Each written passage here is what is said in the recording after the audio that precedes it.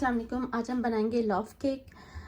ये तकरीबन बच्चों को बहुत पसंद होता है या आप कभी कभार चाय के साथ खा सकते हैं। इसके लिए हमें क्या चाहिए, ये मैंने 1 कप मैदा लिया है, आधे कप से भी कम चीनी है, तकरीबन आधा चम्मच आप कर लें कि इसमें बेकिंग पाउडर जाएगा, ये मक्खन है और वनीला एसेंस। सबसे पहले हम क्या करेंगे, सबसे पहले मिक्सचर बनाएंगे मक्खन का और चीनी का। बहुत अच्छी तरह मिक्स करना है, उस वक्त तक आपने मिक्स करना है जैसे बिल्कुल आप कोई चीज़ बना रहे हों। बहुत पतला सा ये मिक्सचर बनेगा, उसके बाद आप मैदा डालेंगे। चलें जी स्टार्ट करते हैं। सबसे पहले चीनी और मक्खन ऐड करेंगे।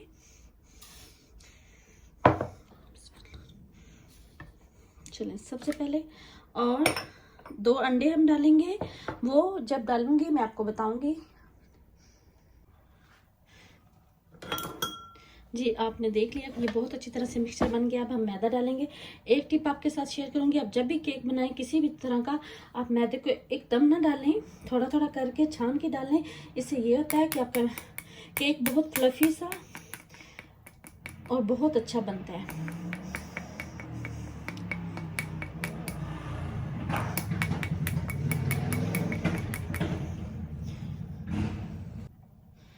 अब हम मैदे को, चीनी और मक्खन को अच्छी तरह मिक्स करेंगे।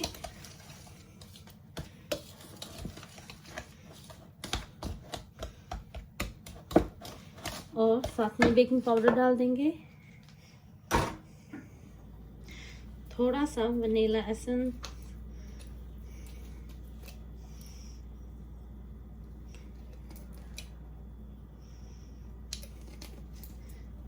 चलें जी इसको अच्छी तरह मिक्स करते हैं।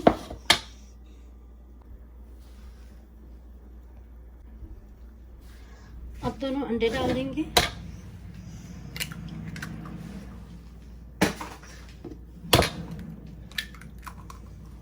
और अब इस बैटर को बहुत अच्छी तरह से आपने मिक्स करना है। तकरीबन 15 से 20 मिनट तक हल्के हाथों से आप इसको मिक्स करते रहें।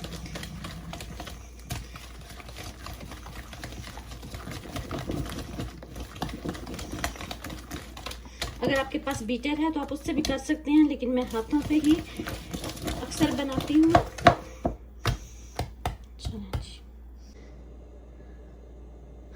हमारा बैटर तकरीबन मिक्स हो चुका है। अब हम क्या करेंगे कि हम जिसमें हम बनाएंगे वो ये बर्तन है, ठीक है, इसको ग्रीस करेंगे मक्खन से, ऑयल से, जिससे भी आप करना चाहें।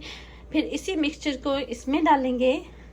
और जो मैंने ये शर्फियाँ रखी हैं, ये आप डालना चाहें डालें, नहीं डालना चाहते तो ना डालें, लेकिन मैं डालूंगी क्योंकि मुझे पसंद है।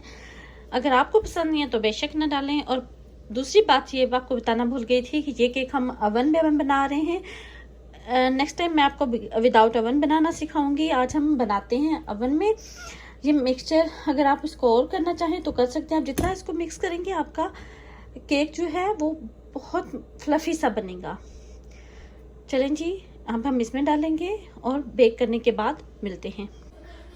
जी फ्रेंड्स, जब आप इस बर्तन को ग्रीस करें तो ध्यान रखें कि चारों साइडों से बहुत अच्छी तरह से आपने ग्रीस करना है, क्योंकि जब आप केक बनाएंगे तो केक फ्लफी होगा और ऊपर तक आएगा। ये ध्यान रखें कि अच्छी तरह से इसको ग्रीस करना है।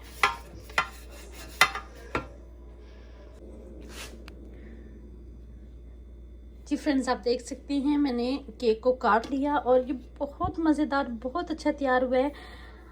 आप देख सकते हैं कि बहुत अच्छी तरह से ये पक भी गया है, आप चेक कर सकते हैं। और ये बहुत फ्लफी सा तैयार हुआ है। अभी गर्म है, ठंडा होने तक के लिए इंतज़ार कीजिए।